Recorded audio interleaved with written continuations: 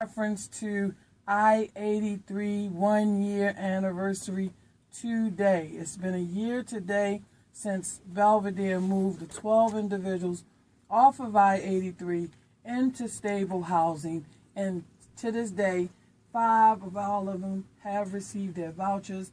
Just basically able to advocate for them, speak up for them, call some caseworkers, some case managers, give people some responsibilities with these titles and jobs that they have. This is Miss Flowers, Flowers.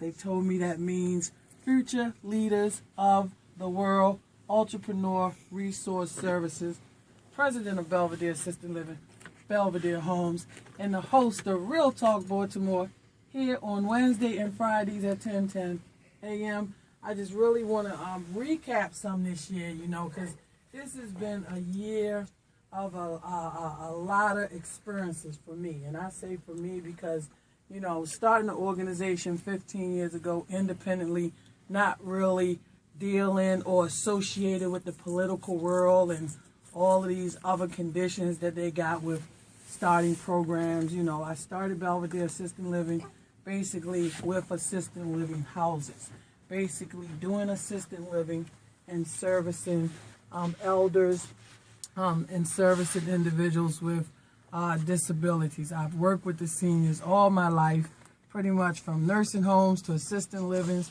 So basically, assisted living was my passion.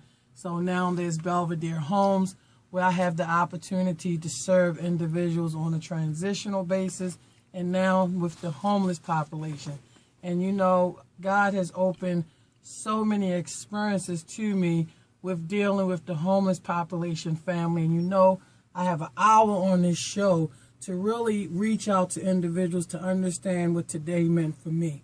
To be on that corridor and to see new faces, to see extended faces, to see faces that I have dealt with, to see individuals that, newcomers to the homeless community, people that done moved from out of town and just come to Baltimore and don't have no resources here and don't have no opportunity to connect with the right services. And basically, the more and more that I speak to individuals and you hear their stories, it's just all falling on negligence. And I say negligence because these individuals come to Baltimore City, or they even live in Baltimore City, a lot of them, and it's just a matter of linking them to the right services, linking them to the people that they need to be connected to get the help they need.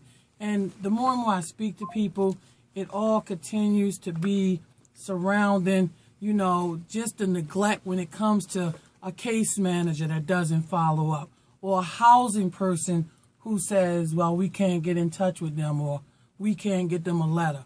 Well, they live under a bridge. I'm sure they ain't got a telephone right there at their bedside. It's so many restrictions to this homeless population family that it's really a time that our voices need to be heard. I'm not an advocate. I'm not an individual who, just want to speak. It's about action with me. And housing these individuals have definitely been my goal.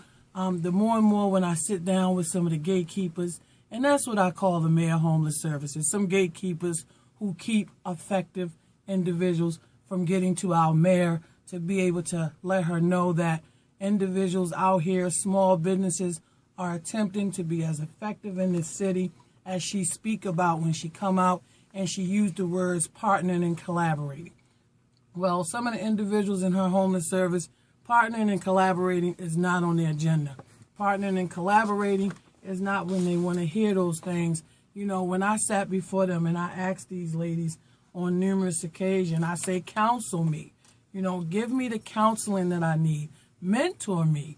Give me the guidance that I need to be what Baltimore City is looking for out of their housing programs.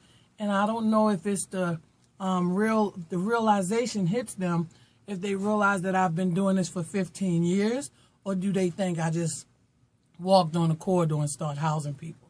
I don't really know, and they never really sit down to look at the bigger scope. But when I start recapping from 2012, when I first went and I sat before Olivia Farrell, and I showed her certain things with my organization, and I leave them paperwork, and I ask them, help me to be partners, help me to collaborate with this entity of Baltimore City. And not that I'm asking them basically about funding.